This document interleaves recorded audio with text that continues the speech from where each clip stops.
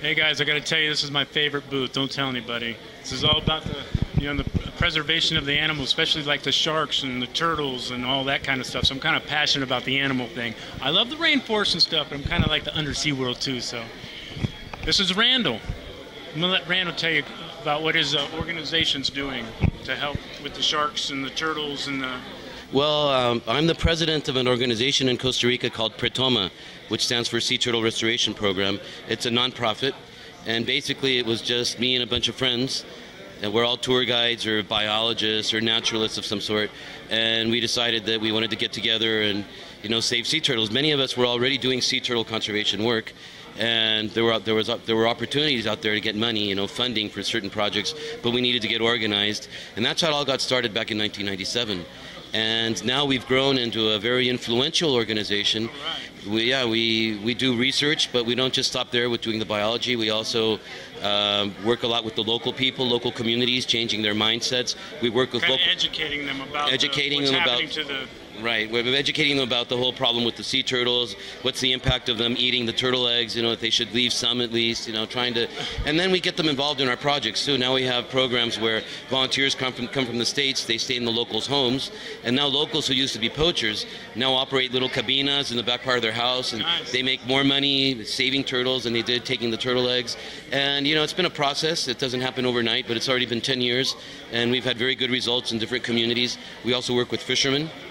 We teach fishermen how to use responsible fisheries techniques. And of course, we also have a battle against unsustainable fisheries like shark finning or else shrimp trawling. Actually, I was wondering about the shark finning. What's shark finning? Okay, well first, shark finning is the act of catching a shark, cutting off the fins, and then throwing the body away. Sometimes it's still alive and wiggling around. They throw it back in the water because they just want to use the fins. Because for the fins, a fisherman is going to get about $100 for a kilo. Whereas for the flesh of the shark, he's just going to get 50 cents of a dollar for a kilo. So when you're a fisherman, your holding space is your limiting capacity. So you don't want to use up all your space with these big useless shark trunks. You might as well just bring the fins. So that's what causes shark finning, and that's what freaks us out. Like here in Costa Rica, we see this international flag vessel in 2003 come to Costa Rica and land 30 tons of shark fins in the middle of the night with no fishery inspectors and with the law in place saying that you had to land the sharks with the fins attached. So the rules are there, it's just no enforcement of them. The rules have been there since 2001, and it's not only the lack of enforcement. One of the worst problems we've found in Costa Rica is that the authorities invest energy, time, and resources to figure out ways how to circumvent the law. And it's like, give me a break. And so for over the years, we've been taking the government to court. And we've won every single lawsuit, especially the shark finning issue. And how many does that affect per year about, approximately? Okay, well, it's anyone's guess. Around the world, it's estimated to be about 200 million sharks. 200 million sharks? 200 million sharks a year are harvested for shark fins. I can't even wrap my head around that figure. Yeah, that's just so many sharks. And this has been going on for decades. So it makes you wonder, my God, how many sharks were out there? And now the best available science, the new scientific publications, they're telling us that shark populations have declined 90% in the last 50 years. So just imagine what the oceans must have looked like back in 1960.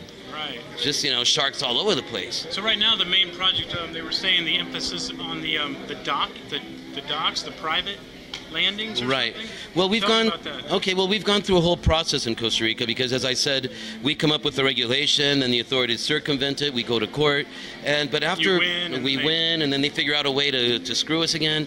But basically, after all these years and all these lawsuits, Costa Rica right now has the best law in the world, which requires the sharks to be landed with the fins attached. It's a little complicated because some people say, well, what's the difference if the shark is dead? But at least by bringing the shark with the fin attached, you're guaranteeing that you're not wasting resources, you're using up all your holding space, so that means once a boat is full, you have to stop fishing to land your product somewhere. And it's only the first step for shark fishery sustainability. What we really need to do is reduce the mortality of sharks. We have to manage sharks, for instance. We have to have some species that are on the no-take lists. We also have to stop catching species which are under a certain size, for instance, because right now it's just free for all, take everything you can. But if it's so hard to get a simple regulation like just bring me the sharks with the fins attached, if that has been so difficult, imagine when we start limiting fishing effort, or when we say you can't fish in this region. That's going to be the real challenge. So what if somebody's really interested? They see this and they're like, man, I'd really like to help this project out or whatever. I'm assuming you do a lot of different projects and stuff, but how can somebody help? First of all, you can go to this web address right here. There's going to be a web address right here. All right. That you can go to that can either provide more information, get in touch with these people or whatever. So right. Well, if you go to our website, there's a button there that says Get Email News. So we have a network of thousands of we call them electronic activists, and basically we have you updated with our newsletter what's going on.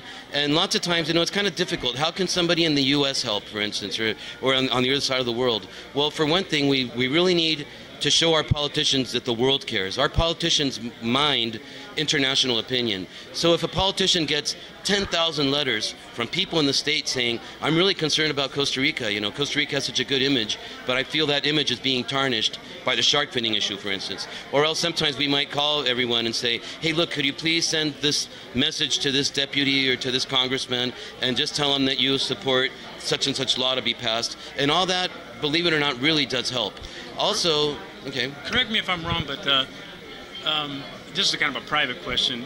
What about, like, it's kind of known that it's kind of the Asian community likes the shark fins. Mm-hmm. Is that not true, or is it bigger than that? My question is, what about educating the people that are buying the fins, or kind of the other people, whoever they are?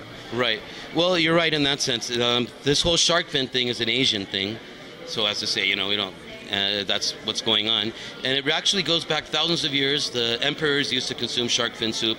And for them, it's just a matter of prestige. The whole thing. It's tradition, but it's also prestige. Like if you want to show off because you did a good business deal, then you invite your friends for shark fin soup. If you just want to show that you have like a higher elite, you're from a higher elite, you have more money, you're in a better social position than the other people, then you buy shark fin soup. If your daughter marries, you better buy the shark fin soup for the marriage, because it's got to be there. So can that even be educated over? Well, is there a politician thing? Well, there are people working in Asia to do that, but again, that's a monstrous campaign. It's a whole different issue. And here in Costa Rica, we've been working basically on the issue of these international flag vessels, because I say international flag vessels, but the truth is all these boats are Taiwanese. The companies are Taiwanese, the owners are Taiwanese, but their flags are from Belize, Guatemala, Panama, Georgia, Bolivia that doesn't even have an ocean, right? And so these boats are circumventing the Costa Rican laws. They're landing the products in the private docks of Costa Rica, and this is all an illegal activity. We've won this case in court twice already, and they're still not abiding by the ruling. And right now this is being studied at the Sala Cuarta, at the Constitutional Court of Costa Rica, and we hope we get a resolution before the end of the year. But that's kind of pretty much the kind of work that PRETOMA does. We don't only do the lawsuits, though. We also do really cool work, like with fishermen.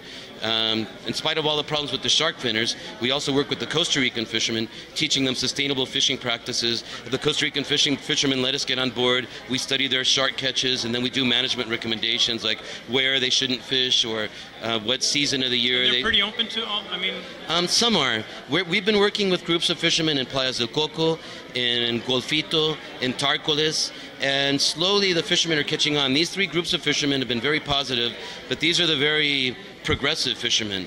We have a lot of fishermen, for instance, like in Punta Arenas, who... Old school. Yeah, they're very old school, and lots of them got many benefits from these international boats landing in Punta Arenas. And because of our campaign, many of these boats have left.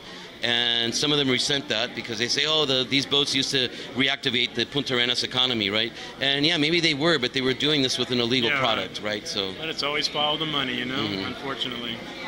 Well, that's great, Randall. Thanks. You know what, you guys got to help this organization out. Yeah, check out our webpage, and you can also donate money if you want to help. And if we ever catch you eating shark fin soup, it's on. Well, or shark meat. You don't want to do that either. Yeah, exactly. It has mercury. All right. Bye. Thanks, Randall. All right.